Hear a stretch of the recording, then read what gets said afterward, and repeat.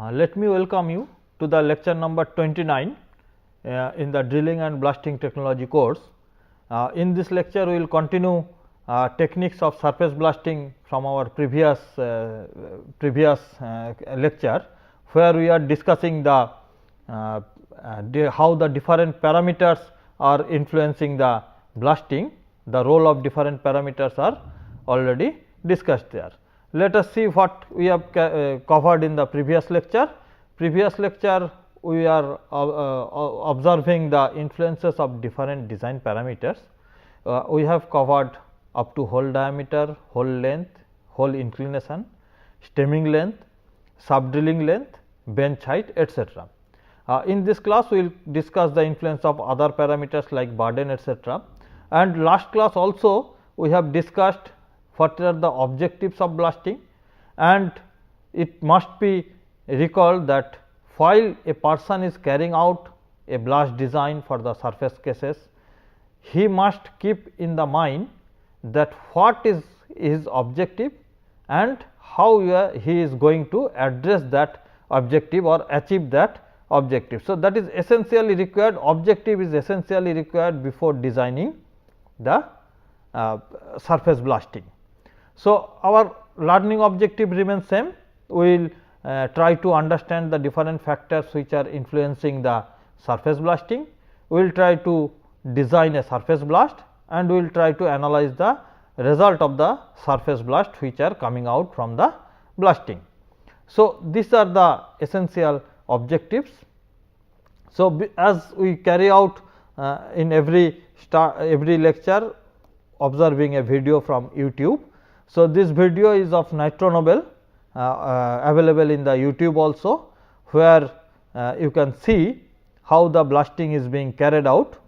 Say large surface blastings are shown in a very slow time pace. So, this is basically rewinding. After the blasting, the video is being rewinded here. So, you can see this is the bench face, these are the holes, and now the initiation is given. You have seen how the shock waves are travelled in all the part, the fragmentation is carried out and it is thrown. You can see the after the fragmentation, the gas pressure is throwing the material. So, this is absolutely considered to be a very good blast, because there is no stemming ejection. Stemming is completely successfully carried out. Only the throw of the material is carried out in the front direction. Only the throw of the material is carried out in the front direction. Here also you can see little bit in few holes stemmings are ejected, but mostly you can see how the fragmentation is carried out, then the fragmented rock is being thrown using the explosive gas pressure. So, you can see the rocks are moved in the forward direction because of the, this is also very perfect blasting you can consider, where there is no stemming ejection at all. The complete rock mass is fragmented using the shock wave, then the gas pressure is throwing the material in the front direction. So, absolutely beautiful blast was this one. So, in this case you can find out this is basically simultaneously two benches which are being blasted in that one. This is, you can see, this is a bench, long bench is carried out, is blasted out using the explosives, and you can see the delay of those different holes on which those are blasted. Those are also easily observed, because this video is taken in a high speed camera, and it is now showing you at a lower speed. So, that is why the movement of the shocks etc. can easily be visible through our naked eye. So, observing this video will clear all your doubts very easily. So, that is why it is my strong desire that you must observe this video. In the earlier video you have seen the flames can be observed. So, that is the indication that the stemming ejection is carried out, and that is why the flame is coming out from the hole. So, that is basically a result of poor blasting, this white smoke is coming out from the detonating fuse. So, if you are observing this video, you can understand how the blast is being progressed, and that can be easily assessed by the observer. This is also a poor blasting carried out where the front row was not moved properly. So, that is why I always ask my student to see the videos which are available in the YouTube for your better knowledge, for clearing your doubts. So, this is the very beautiful different blasting video compilation given by Nitro Nobel, observed in the YouTube.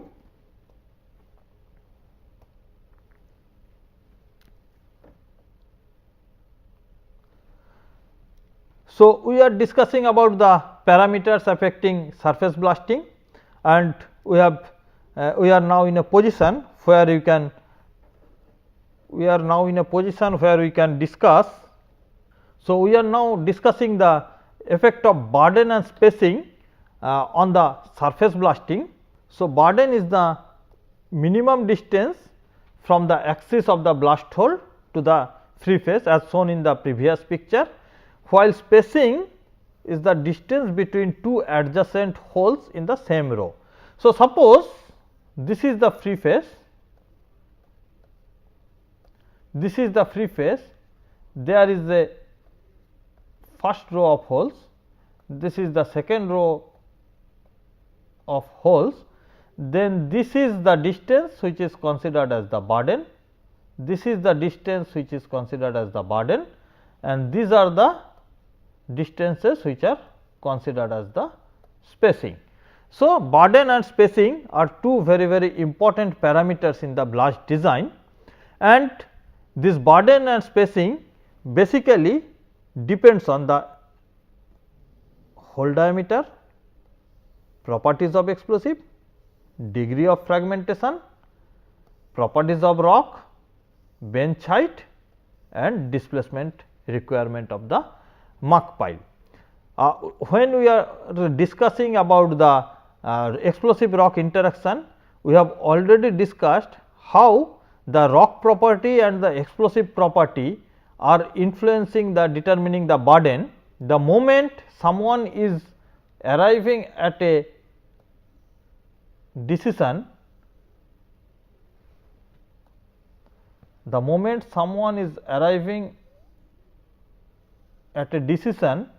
that the burden distance is excessive, then what will happen? The tensile slabbing will not be completed prior to gas pressure is venturing into the cracked zone and trying to throw the tensile slabbed zone. So, what will happen? This portion of rock will going towards upward direction, and tensile slabbing will not be completed beforehand. So, this portion of rock will not be thrown in the front direction.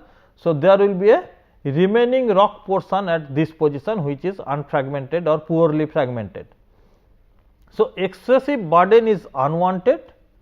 Similarly, smaller burden is also unwanted, because that will result into the larger throw of the material. So, what will happen in the smaller burden?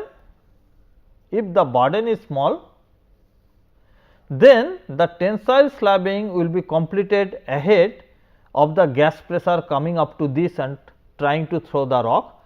As the tensile slabbing is complete, then the toppling of the fragmented material will start before the gas pressure is trying to throw the rock in the front direction. So, when the gas pressure is at this position, it will find the rock cover in front of the gas pressure is very limited. So, the gas pressure will throw that rock into the longer distance towards the as a fly rock. So, that is why the fly rock potentiality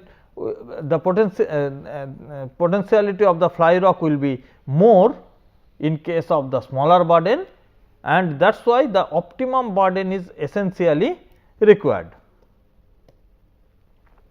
Now, burden can be assessed like this. It should be varying between 25 d to 40 d. These are also thumb rule based on the practical experience carried out in the field.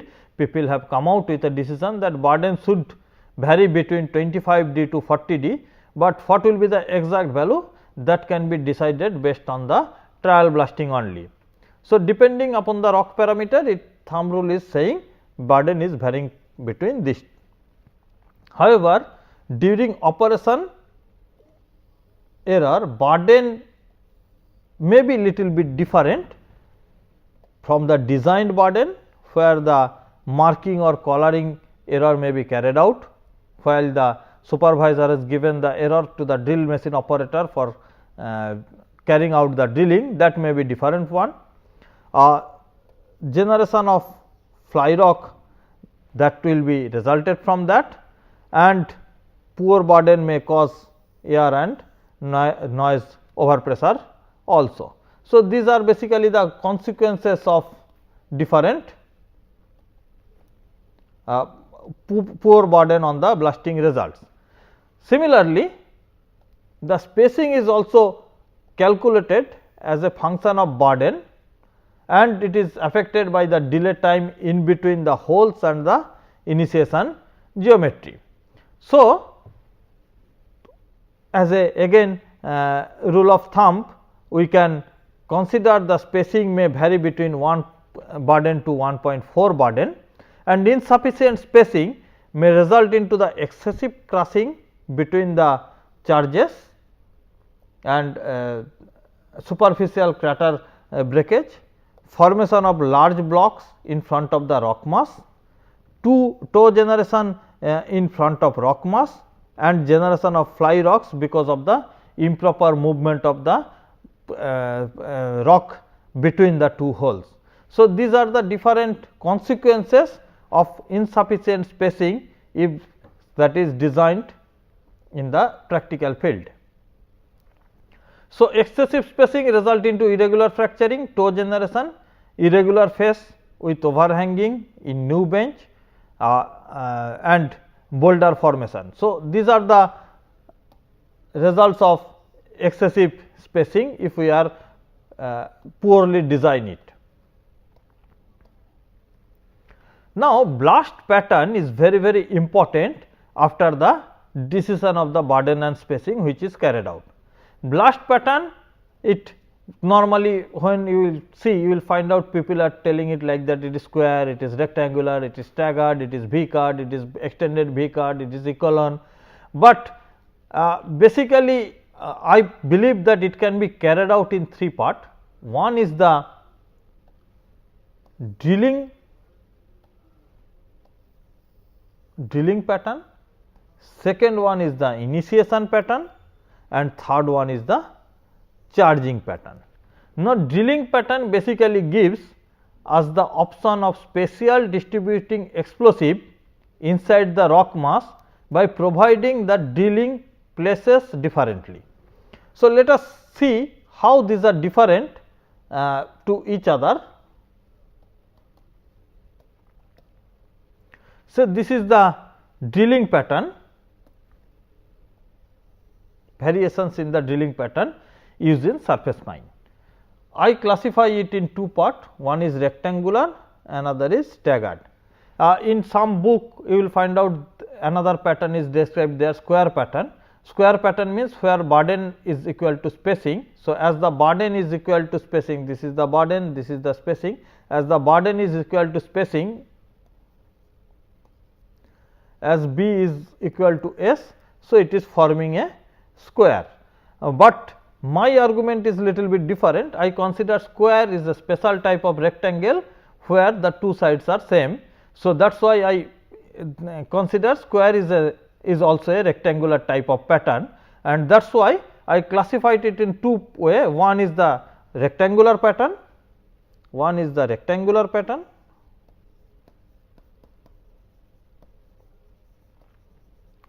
and another one is the staggered pattern.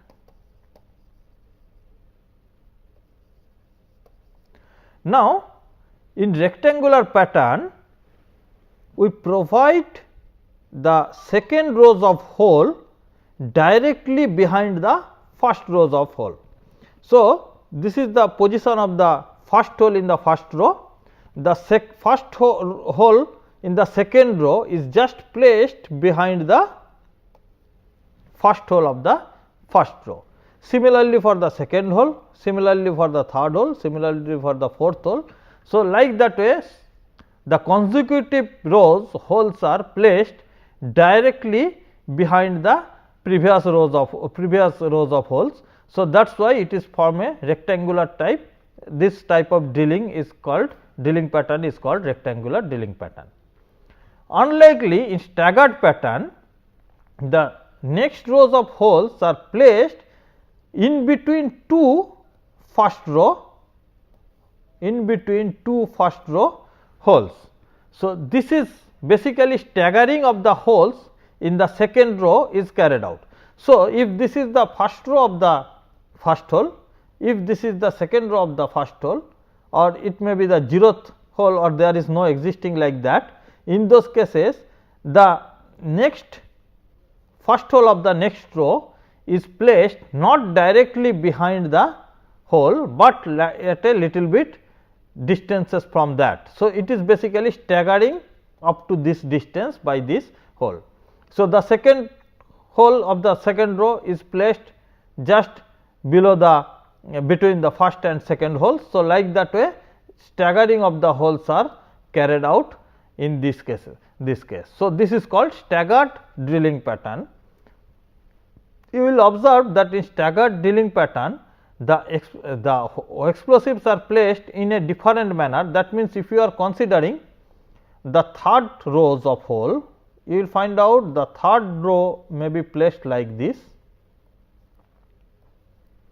So, basically if you are considering this much of area, you will find there is a central location of hole which is basically giving the charge concentration centrally. So, the charge distribution may be better in case of staggered drilling pattern than the rectangular drilling pattern. So, in other words, you can say the spatial distribution of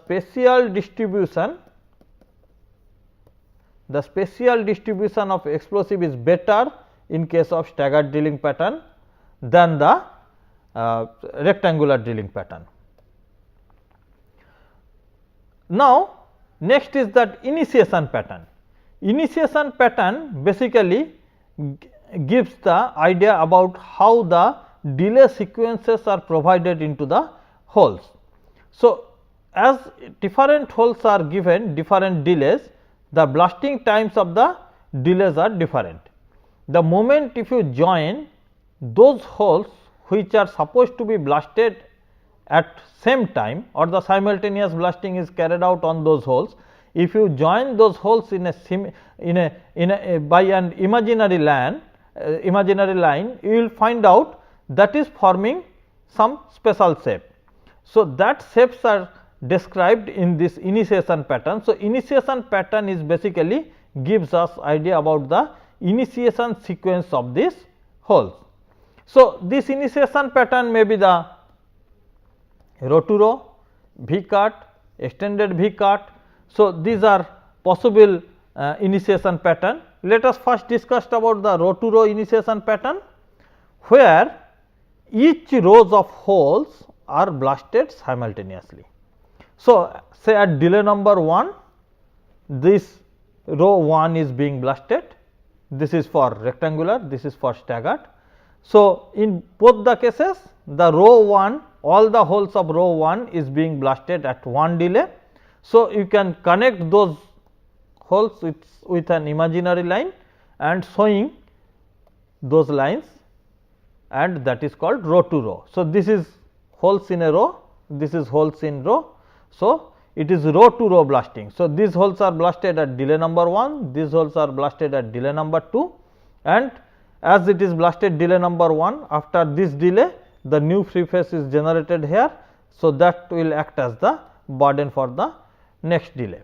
So, row to row blasting is one kind of initiation pattern, and row to row blasting is very easy to monitor. It does not have any biasness all the holes are unbiased, all the holes are being blasted independently, there is no dependency of the blasting of the holes to the other holes. The supervision of this is very easy, and only the problem of this is that fragmentation is also busy. Only the problem of this row to row initiation pattern is that the charge quantity blasted at one instant is very high, because it is the summation of charge of all the holes in one row. So, the total charge is being blasted at one instance is very high, which may create more vibration to the surrounding field.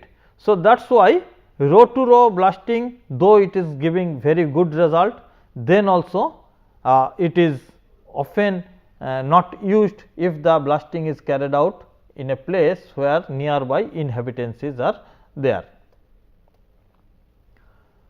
V cut blast pattern is also another type of blast pattern, where you can see this is the delay number 1, first hole is being blasted here. As this hole is blasted, the new free phase generated here like this.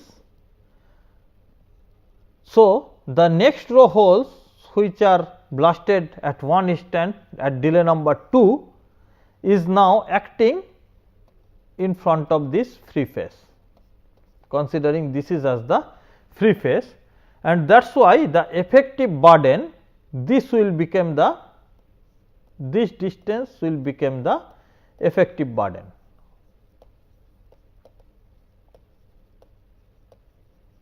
So, that this is the drilled spacing, this is the effective spacing, this is spacing, this is effective spacing, this is the drilled burden, this is the effective burden.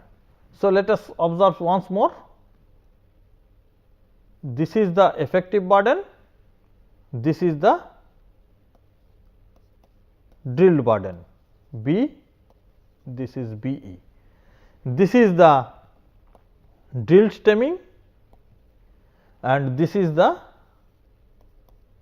effective stemming. Okay. So, the effective burden and effective stemmings are different for this blasting. Moreover, the moment it is blasted, this row of hole is blasted, which is basically drilled in different row, but blasted in one at a time. These rocks at this position will collide to each other and give a better fragmentation.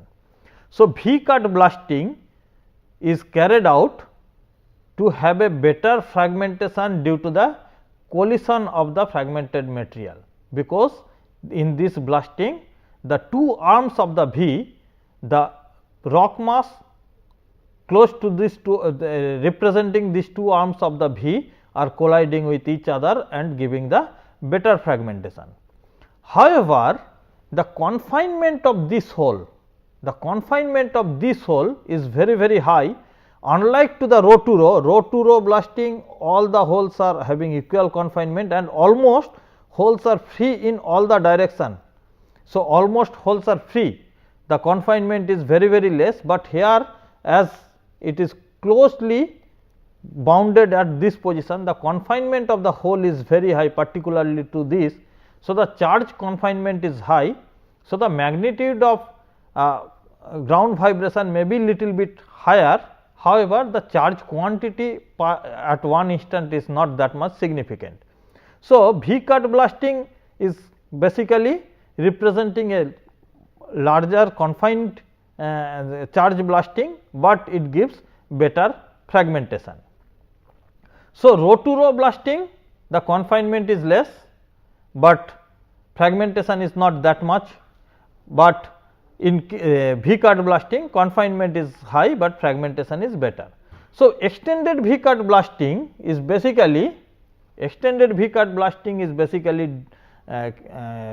devised to compromise between the row to row blasting and the V cut blasting. Here what is done? A group of holes in the first row is blasted together to create a free phase like this. Then we try to go for a slanted V blasting, where instead of V we use this shape. So, this is the shape, the slanted V is blasted. So, it is not chopped V is blasted. So, the holes of these are blasted. This is called extended V, where the V's arms are extended and joined by a line are blasted. Then the similar thing is carried out, it may be extended like this also for the next row. So, this extended V cut is practiced. So, extended V cut is the most popular cut practiced in the mining, as it is giving us the benefit of row to row blasting as well as the benefit of the V cut blasting also. So, as per Gimeno, most effective blasting is the staggered drilling with V cut initiation pattern, and in those cases if it is formed an equilateral triangle by shape, the spacing can be considered as 1.15 Barden for vertical holes and 1.15 Barden into cos beta, where beta is the inclination with respect to the vertical for the inclined hole. But again these are the thumb rules, rule of thumbs. So, this actual acceptance of these depends on the trial or result observed in the trial blasts. Next is the charging pattern. So, it is very easy for us to understand. Generally, mostly we consider of a continuous charge column, where the explosive charge is placed like this. Explosive charge is placed like this, above this is stemming. So, this continuous charge is used with the increase L by D ratio.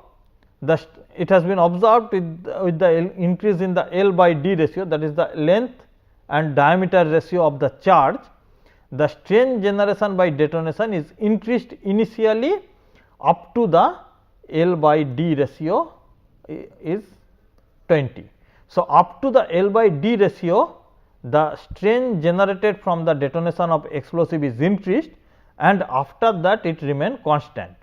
So, mostly it is considered that the L by D ratio should be 20 for the charging the hole. So, that is why the charging this explosive column, it is better to have the length of the explosive column is equal to the 20. Above that the benefits are not that much significant. So, in charging pattern we can have our modification on that. For a very long bench height, instead of having L by D ratio more than 20, we may reduce some explosive consumption by providing a gap in between. So, this gap may be provided in between two explosive charge columns, which are of L by D ratio of 20, and we can provide a gap between this without costing this explosive. This give us the benefit of having the same result, and it has been observed this gap may be up to 12 D distance,